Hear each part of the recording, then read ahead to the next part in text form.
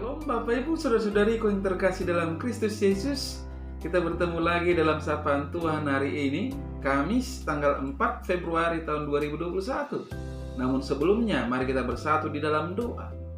Damai sejahtera Allah yang melampaui segala akal, itulah yang memelihara hati dan pikiranmu di dalam Kristus Yesus Tuhan kita. Amin. Saudara yang terkasih dalam Kristus Yesus, sapaan Tuhan buat kita hari ini terangkat dari kitab Evangelium Lukas pasal yang ke-15 ayat yang ke-6b. Demikian firman-Nya, "Bersukacitalah bersama-sama dengan aku, sebab dombaku yang hilang itu telah kutemukan." Sampai sejatuh firman Tuhan. Saudara yang terkasih di dalam Kristus Yesus, saya mengangkat tema dari kebenaran firman ini, yaitu satu jiwa berharga. Saudara yang terkasih dalam Kristus Yesus, sapaan Tuhan saat ini adalah bagian ataupun inti dari perumpamaan yang diperkatakan oleh Yesus kepada para orang Farisi dan ahli Taurat, yaitu tentang 100 domba di mana hilang satu, yang tinggal 99. Perumpamaan yang tidak masuk akal bagi orang dunia.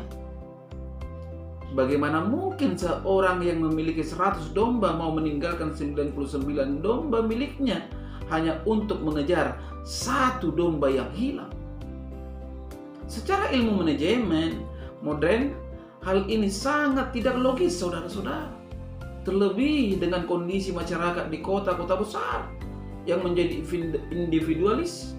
Rasa-rasanya di zaman modern ini, kebanyakan orang akan membiarkan satu domba hilang asalkan 99 domba yang dimilikinya tidak hilang. Buat apa mengejar satu domba yang hilang dengan mengorbankan 99 domba lainnya? Saudara yang terkasih dalam Kristus Yesus, tetapi itulah bedanya ajaran Yesus dengan prinsip dunia ini. Ketika dunia sangat memegang teguh prinsip ekonomi, Yesus mengajarkan bahwa di mata Tuhan satu domba itu sangat berharga dan sangat penting baginya. Serta bagi Tuhan sukacita akibat kembalinya satu jiwa tersebut adalah sungguh luar biasa. Kebanyakan orang tidak mengerti akan prinsip ini, saudara-saudara. Sama seperti orang Farisi dan ahli Taurat yang bersungut-sungut hanya karena Yesus makan bersama-sama dengan orang berdosa. Dengan mengatakan perumpamaan ini, Yesus ingin mengubah pola pikir para orang Farisi dan ahli Taurat, di mana mereka berpikir bahwa Tuhan harusnya lebih memiliki banyak waktu, saudara-saudara, dengan orang yang suci seperti mereka. Namun di mata Tuhan adalah lebih baik jika Tuhan banyak menghabiskan waktu dengan orang-orang berdosa yang mau bertobat. Orang Farisi dan ahli Taurat tidak mengerti tujuan kedatangan Yesus ke dunia ini. Mereka berpikir bahwa jika Yesus memang benar-benar Mesias, Yesus tidak mungkin bergaul dengan orang ataupun para pendosa. Hal ini sangatlah salah kaprah bagi Yesus.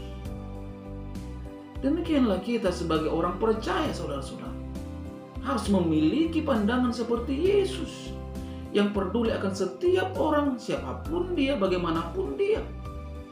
Bukankah kita sering seperti orang Farisi juga, saudara-saudara, dan ahli Taurat, yang tidak mengerti arti keselamatan jiwa-jiwa?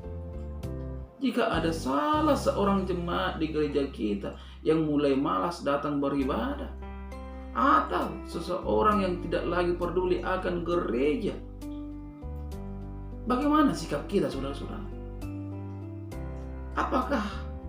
Akankah kita membiarkan orang itu hilang? Ataukah kita berusaha sebisa mungkin melakukan segala sesuatu yang kita bisa lakukan agar orang tersebut dapat kembali kepada Tuhan? Ingat, saudara-saudara, di mata Tuhan satu jiwa pun sangat berharga. Bahkan dikatakan bahwa ketika ada satu orang yang bertobat, seluruh malaikat di surga akan bersuka cita.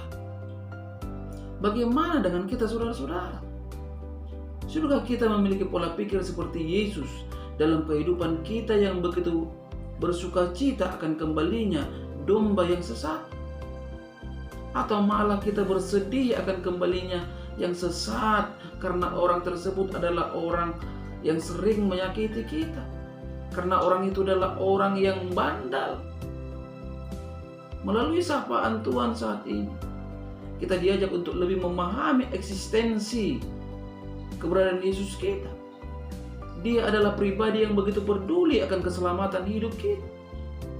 Kalau yang sesat saja, kalau yang bandal saja Tuhan pedulikan, mungkinkah Yesus tidak peduli hidup kita yang berserah padanya? Oleh sebab itu saudara-saudara, apapun persoalan kita, bagaimanapun beratnya pergumulan kita atau sakit kita, jangan pernah bersedih dan putus asa. Tetaplah bersuka cita sebagaimana ajakan Tuhan dalam sapaan ini, karena memang kerinduan Tuhan adalah ingin hidup bersuka cita untuk setiap orang. Tepat pada waktunya saudara-saudara, pasti tidak terlambat Tuhan akan menyatakan pertolongan. Bahagialah kita yang sudah diselamatkan dari belenggu dosa oleh kuasanya, oleh kasihnya, karena Dia sudah menyediakan bagian hidup kekal yang damai sejahtera di surga untuk kita. Berbahagialah kita yang sudah dibenarkan, dikuduskan, dan diselamatkan dari dosa dalam namanya, karena Dia sudah menyediakan bagi kita banyak tempat tinggal di rumahnya yang maha kudus, yaitu di surga. Amin. Kita bersatu dalam doa. Terima kasih Bapa di surga untuk kebenaran dari firman-Mu yang telah berkumandang melalui media YouTube ini di pagi hari ini, yang mengajak kami Tuhan untuk lebih mengenal lagi eksistensi keberadaan-Mu, ya Tuhan Yesus. Keselamatan satu jiwa begitu berharga bagi-Mu Tuhan. Selaku orang percaya, demikian juga hidup kami. Mari Kau menerangkan kebenaran firman-Mu ini dalam hidup setiap para pendengar dimanapun berada, sehingga Tuhan, kerinduan kami, kepribadian kami hanyalah bagaimana agar setiap orang tidak beroleh kematian yang selama-lamanya, tetapi beroleh sukacita. Bapa, izinkan para pendengar dimanapun berada, ketika mereka sakit, Engkau sembuhkan Tuhan.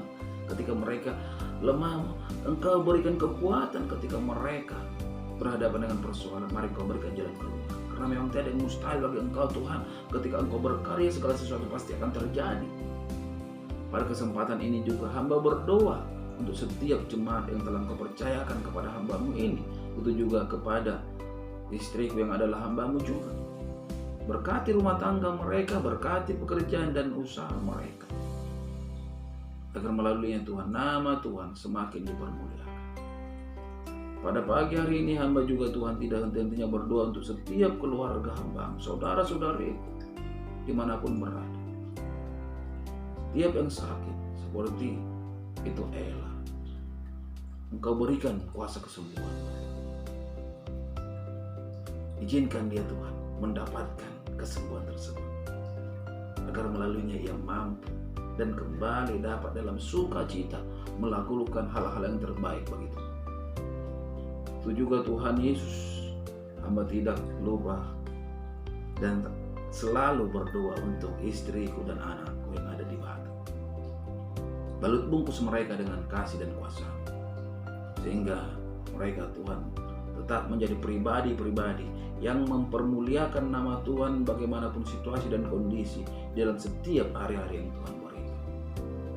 Inilah doa hamba-Mu Tuhan di pagi hari ini, yang hamba percayakan hanya di dalam nama Kristus Yesus, Juru Selamat kami yang hidup. Amin. Salam buat kita semua, salam sehat.